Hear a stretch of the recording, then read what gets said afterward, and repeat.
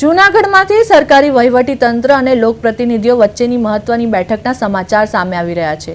જૂનાગઢમાં કલેક્ટર અને ડીડીઓની બદલી થઈ હોવાને કારણે નવા અધિકારીઓ હજુ ચાર્જ સંભાળ્યા ન હોવાથી અધિક કલેક્ટરની અધ્યક્ષતામાં જિલ્લા ફરિયાદ સંકલન સમિતિની ખાસ બેઠક યોજાઈ હતી। આ બેઠકમાં સત્તાધારી પક્ષ ભાજપના ધારાસભ્યો સંજય કોરડિયા, અરવિંદ લાડાણી અને દેવાભાઈ માલમ ખાસ કરીને ઉપસ્થિત રહ્યા અને જનતાના પ્રશ્નો ટેબલ પર મૂક્યા હતા। બેઠક દરમિયાન માણાવદર ધારાસભ્ય અરવિંદ લાડાણીએ પોતાના વિસ્તારના બિસ્માર રોડ રસ્તાની સમસ્યાને લઈ વહેલી તકે કામગીરી કરવા રજૂઆત કરી। બીજી તરફ જૂનાગઢના ધારાસભ્ય સંજય કોરડિયાએ શહેરના વિવિધ સ્થાનિક પ્રશ્નો અને પુરાતત્વ ખાતા, નેશનલ હાઈવે ઓથોરિટીને લગતી મૂંઝવણ અંગે વિવિધ વહીવટીતંત્ર અંગે સમીક્ષા રજૂ કરી।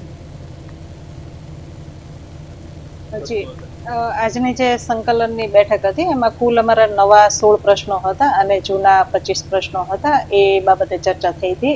એમાં ઘણા બધા પ્રકારના અમુક રોડ રસ્તાના પ્રશ્નો હતા, ઇરિગેશનને લગતા હતા અને આ તમામ જે મુદ્દાઓ છે એની એક બહુ હકારાત્મક ચર્ચાઓ થયેલી છે અને હકારાત્મક વેમાં મોટાભાગના પ્રશ્નોના નિકાલ થયેલા છે અને કેટલાક પ્રશ્નો એવા છે કે જેમાં લોંગ ટર્મ આયોજનની ને એ બધી જરૂરિયાત થયેલી છે। તો એ બાબતે પણ ચર્ચા થઈ છે અને એ બાબતની સૂચના પણ આપવામાં આવેલી છે।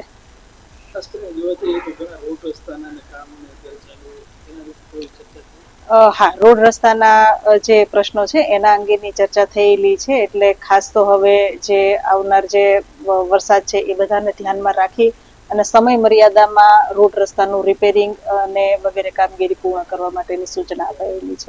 જે બેઠક મળી હતી એમાં અમો 3 ધારાસભ્યો દેવાભાઈ, સંજયભાઈ અને હું ઉપસ્થિત રહ્યા હતા। મારા સંજયભાઈના પ્રશ્નો જે પડતર હતા અને ચાલુ હતા બધાનો સારી રીતે સંકલનથી નિરાકરણ કરેલ છે। ખાસ કરીને કેવા પ્રશ્નો?